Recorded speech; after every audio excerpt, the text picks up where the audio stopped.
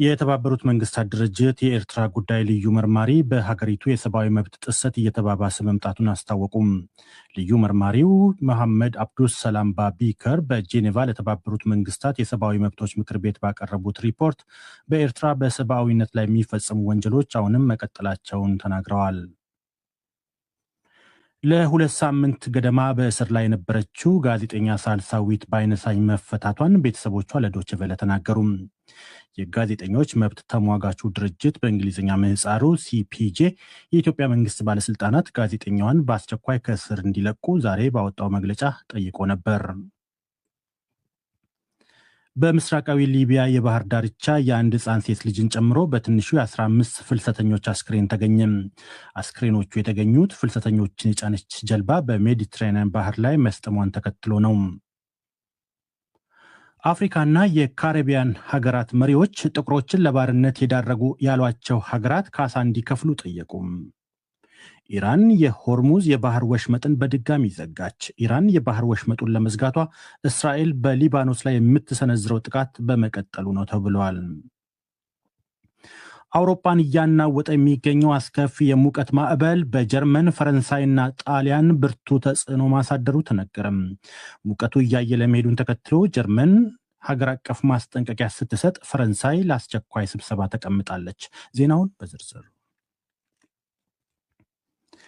የተባበሩት መንግስታት ድርጅት የኤርትራ ጉዳይ ልዩ መርማሪ በሀገሪቱ የሰብአዊ መብት ጥሰት እየተባባሰ መምጣቱን አስታወቁም።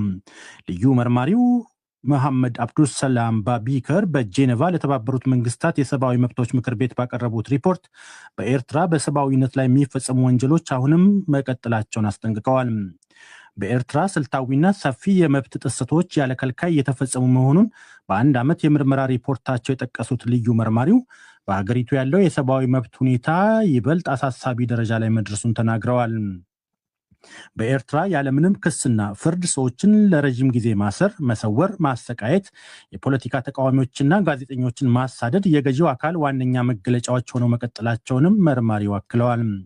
በተጨማሪም የኤርትራ ባለስልጣናት በውጭ ሀገራት የሚኖሩ ተቺዎቻቸውን ለማስፈራራትና ለማጥቃት የሚወስዷቸው እርምጃዎች እየጨመረ መምጣቱን በሪፖርታቸው አመልክተዋል። ኤርትራ በግንቦት 1983 ዓ.ም ከኢትዮጵያ ነፃነቷን ካገኘች ጀምሮ በፕሬዝዳንት ኢሳያስ አፈወርቂ አምባገነናዊ ስርዓት እየተመራች በዓለም የፕሬስ ነፃነት መዝገብ ላይ ከ180 ሀገራት የመጨረሻውን ደረጃ መያዟን የፈረንሳይ ዜና አገልግሎት ዘግበዋል። ለሁለት ሳምንታት ገደማ በእስር ላይ የነበረችው ጋዜጠኛ ሳልሳዊት ባይነሳኝ መፈታቷን ቤተሰቦቿ ለዶይቼ ቬለ ተናገሩ።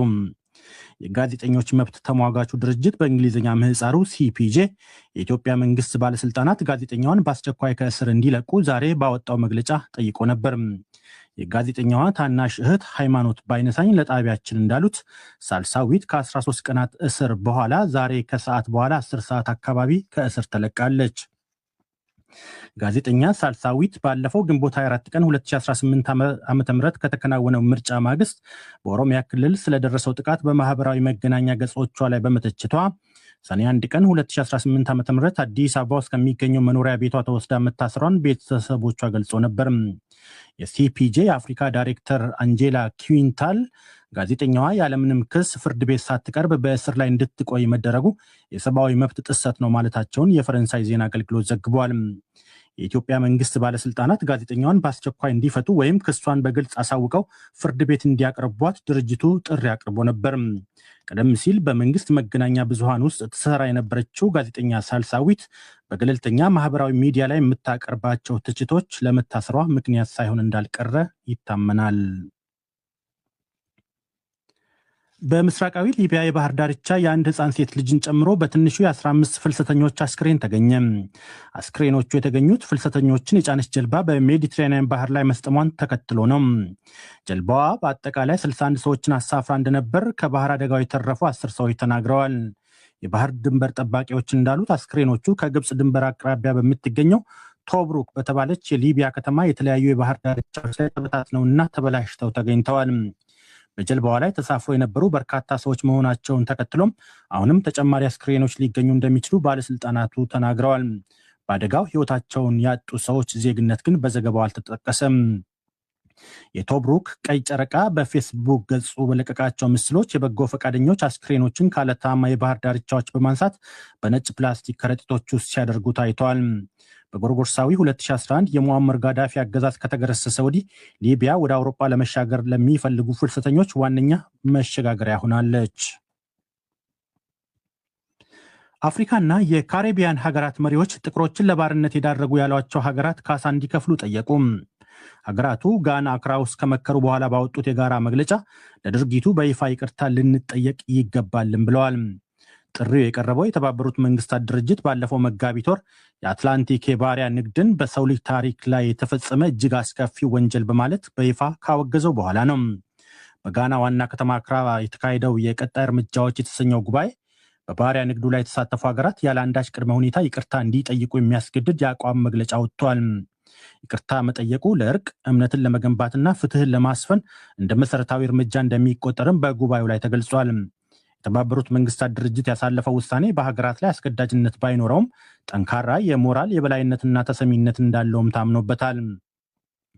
የጉባኤ አዘጋጆች እንዳሉት የአክራ ስብሰባ ዋና ዓላማ የካሳ ክፍያ ክርክሩን ከእውቅና ደረጃ ወደ ተግባራዊ እርምጃዎች ማሸጋገር ነው። ይህም በቀጣይ በዓለም አቀፍ ሕግ መሰረት ተገቢው የገንዘብ ካሳ ክፍያ እንዲፈጸም ለማድረግ የሚያስችሉ ሕጋዊ መንገዶችን ያካትታልም ተብሏል። ይህ ዶይቼ ቬለ ነው። ኢራን የሆርሙዝ የባህር ወሽመጥን በድጋሚ ዘጋች። ኢራን የባህር ወሽመጡን ለመዝጋቷ እስራኤል በሊባኖስ ላይ የምትሰነዝረው ጥቃት በመቀጠሉ ነው ተብሏል። የኢራን ጥምር ወታደራዊ እዝ እንዳለው አሜሪካ የገባችውን ቃል ባለማክበሯና በሊባኖስ ያለውን ጦርነት ማስቆም ባለመቻሏ የሆርሙዝ የባህር ወሽመጥን እንደገና ዘግቷል። አዲሱ የኢራን ውሳኔ የተሰማው በሳምንቱ መጀመሪያ ላይ በሁለቱ ሀገራት መካከል በተደረገው ስምምነት መሰረት መርከቦች በወሽመጡ ማለፍ ከጀመሩ ከጥቂት ቀናት በኋላ ነው። ይህ በእንዲህ እንዳለ የኢራን የውጭ ጉዳይ ሚኒስቴር ቃል አቀባይ እስማኤል ባቃሂ ተደራዳሪ ቡድናቸው ወደ ስዊዘርላንድ እያመራ ቢሆንም አሜሪካ ግዴታውን እስካልተወጣች ድረስ ብዙ ለውጥ እንደማይኖር አስታውቀዋል። በተያያዘ ዜና ዛሬ እስራኤል በደቡባዊ ሊባኖስ በሰነዘረችው የአየር ጥቃት የሁለት ህጻናትን ጨምሮ ቢያንስ የ16 ሰዎች ህይወት ማለፉ ተረጋግጧል። ከባድ ውጊያው የቀጠለው አደራዳሪዎች በእስራኤልና በሄዝቦላ መካከል የተኩስ አቁም ስምምነት ለመፍጠር ርብርብ እያደረጉ ባሉበት ወቅት ነው።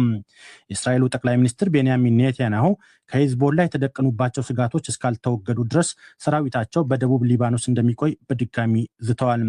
ኢራን በበኩሏ በሊባኖስ ያለው ውጊያ በአስቸኳይ ካልቆመ የስምምነቱ ማዕቀፍ ሙሉ በሙሉ ሊፈርስ እንደሚችል አስጠንቅቃለች። በመጨረሻም አውሮፓን እያናወጠ የሚገኘው አስከፊ የሙቀት ማዕበል በጀርመን፣ ፈረንሳይና ጣሊያን ብርቱ ተጽዕኖ አሳደረም። ሙቀቱ እያየለ መሄዱን ተከትሎ ጀርመን ሀገር አቀፍ ማስጠንቀቂያ ስትሰጥ፣ ፈረንሳይ ለአስቸኳይ ስብሰባ ጠርታለች። በጣሊያን ደግሞ በነዋሪውና ሀገር ጎብኚዎች ላይ ከፍተኛ ጫና ማሳደሩ ተነግሯል።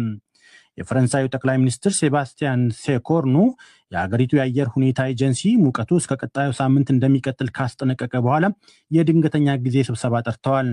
በአንዳንድ የፈረንሳይ አካባቢዎች የሙቀት መጠኑ እስከ 41 ዲግሪ ሴልሺየስ ሊደርስ እንደሚችልና የፊታችን ሰኞ ደግሞ ከፍተኛው ደረጃ ላይ እንደሚደርስ ይጠበቃል።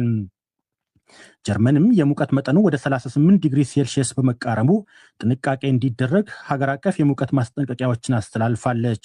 በጣሊያንም የሙቀት መጠኑ እስከ 37 ዲግሪ ሴልሺየስ መድረሱን ተከትሎ በሮም የሚገኙ ሀገር ጎብኚዎች ታሪካዊ ስፍራዎችን መጎብኘት አዳጋች እንዳደረገባቸው ሮይተርስ ዘግቧል። የፓሪስ ምክትል ከንቲባ ማኑኤል ግሬጓር ነዋሪዎች ከሙቀቱ ፋታ እንዲያገኙ የከተማዋ ፓርኮች ለ24 ሰዓታት ክፍት ሆነው እንዲቆዩ አዘዋል። ሳይንቲስቶች የአየር ንብረት ለውጥ በአውሮፓ በከፍተኛ ሁኔታ የሙቀት ማዕበል እንዲከሰት ማድረጉን ጠቅሰው ይህም ከፍተኛ የጤና ቀውስ ሊያስከትል እንደሚችልና ተገቢው ጥንቃቄ እንዲደረግ እየወተወቱ ነው።